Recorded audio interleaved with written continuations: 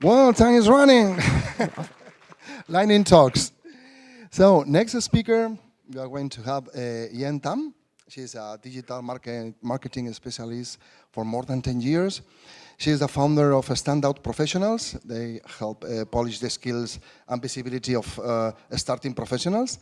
And she's also starting to launch her new website, search.and.gen.com, where you will find SEO strategies and resources for free. And she has managed successful campaigns across different niches and driving remarkable organic traffic. She's a SEO specialist. And she's going to talk, please. Jeanne, you can enter, please. Thank you. Hello. She's going to talk outrank your competitors with easy and quick on-page optimization techniques. With all of you, Jeanne. Hi. Just a quick correction. It's searchandgian.com, not search.and.gian.com. So anyway, a few weeks ago, a friend of mine asked me why I love speaking at WordCamps. The pitching, the planning, the travel expenses. It all sounds exhausting, right? Well, there's a reason most of us do what we do. Take on-page SEO, for example. We optimize a web page for different reasons. Better design, usability, page speed, accessibility, all good stuff. But at the heart of it, I want my clients' websites to dominate the SERPs, or search engine results pages, and ultimately help their businesses grow. Here's the catch. To win on search engines, the first step is to make sure that all your important pages are indexed. Now, Google Search Console's URL inspection tool will help you see a page from Google's eyes and understand any indexing problems. If Google can't index your page, no amount of redesign or keyword magic is going to make it rank, much less appear on search results. But don't panic. Often, it's just a simple matter of switching your meta robots tag, which you can do on SEO plugins like Yoast, from no index to index. But what if Google has crawled or discovered your page and still decides not to index it? This brings me to my first point: match the user search intent. As an SEO strategist, I'd often get asked, how do you rank for specific keywords? The thing is, most search engines nowadays, especially with generative AI search, they're no longer keyword-based. Google, for example, uses natural language processing systems like RankBrain and neural matching to detect the context and understand the why behind a user search. You can think of the business of search engines as similar to a library. People go to a library to seek reliable information. Your page is like one of the books there, and books that have the most helpful answers to what users are asking for, more relevant, straight to the point, accurate, these are likely to get recommended by librarians, which in our metaphor are the search engine bots. So the next time you assess a page, ask yourself, does the content offer clear and helpful answers and information to the users? What is the main topic of the page in the first place, and what could be the purpose or intent of users in searching for this topic? Which now brings me to my next point. Check the competition. And no, these are not your business rivals that I'm talking about. Any page, image, or video that tops the search results for your target keywords, those are your competitors. This is important to keep in mind because ranking happens on individual pages, not whole websites. Your goal is to be better than competing pages. Not to be perfect, but getting the context of the query spot on and covering relevant subtopics to make sure that you address all possible related search queries. Let's say you want to rank for or outrank the search results for this query, best places to visit in Taiwan for first-time travelers. First, check for any featured snippet and study how it addresses the query. So here, you'll note that the featured answer prioritizes naming tourist spots in Taiwan. Next, dissect the top 3 pages. What subtopics do they each cover? Daily itineraries, visa concerns, where to eat, how many days is enough, etc. How does the number 1 page present its info? And why are not pages number 2 and 3 not getting the top spot, even if they seem to cover more subtopics? It all boils down to the context of the query. Check for other elements on the SERP, like this one, from sources across the web. Notice again that it showcases a list of top places to visit in Taiwan.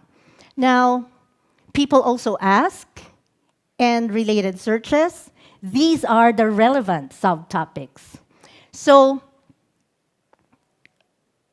based on these, we can infer that the main intent of users searching for this topic is to find top recommended tourist destinations in Taiwan. So analyze your page. Does the content align with this intent? How can you make your content more helpful and unique? How about organizing your list based on areas of interest, like best places to eat, best places to shop, best places for family with kids, honeymooners, solo travelers? What other angles can you cover that the other pages have not? Maybe safety tips or local hacks. You know, last year, before I went to Vietnam, I was Googling about a similar topic, and I would come across articles that had tips on how to haggle with local vendors. And I thought that information was quite helpful for a first-time traveler like me. So at this point, you have a pretty good idea on how to compete for top ranking, which means it's time to focus on optimizing the above-the-fold section. Why? Because this is the first thing that both users and search engines will look at when they first land on your page. So make sure that your key message, core web vitals, important SEO, and conversion elements are there even without scrolling down. So first, the URL. HTTPS for secure websites are pretty standard nowadays. But sometimes you'd be surprised to see a not secure warning due to mixed content. These are caused by image links and scripts or other resources that still have the HTTP URLs. So find them from the page source, rendered HTML, and update those links because, yes, HTTPS is still part of Google's algorithm. Breadcrumbs not only guide users where they are on your website, but they help search engines understand the context of the page. And this makes their jobs easier in matching your content with relevant search queries. There should only be one H1 title on a page, and it should hook a user's attention, like huge discounts. But for a more structured approach, I'd typically use this format: main keyword plus user pain point and a sense of urgency. Now, the main image and other important images on your page should include your target keywords or the article's title and your brand logo, especially if you want to rank for image search. And don't forget, Google only indexes images that have the image source HTML tag, not the image source set attribute. The intro should be 100 words or less and should indicate how the article can uniquely address or help users solve their problems or answer their questions. Now, especially for product pages, always include an eye-catching call to action button. But for informational pages, it doesn't matter if you put your CTA on top or the bottom of the article. What's more important is that the call to action matches the purpose of your page, which in turn matches the search intent. Do not bury your CTA, like this, in a block of text. Make sure that it stands out with a button and with clarity to achieve your conversion goal. Next, Sentences right after or below your headings and subheadings are hugely important when it comes to ranking, especially if you're gunning for those featured snippets. So I had these sentences analyzed on Google's NLP API, and the first sentence emphasizes the role or the main role of firefighters in a tragic incident. But notice that if we switch the word order, okay, there. And this is according to Google. The focus or the main context now becomes the family or the family's experience. See the difference that Google picks up on? The key is always directly answer the question that your heading raises. So for example, your heading is how to bake a cake. The first sentence better start with to bake a cake, da da da da. If it's about the benefits of blah blah blah, the answer comes first, not a flowery intro. Precision in those key spots helps Google match your content with the right search intent. My last tip emphasizes the fact that pages or a page that search engines easily understand ranks better and faster. The secret is speaking their native language called semantic markups.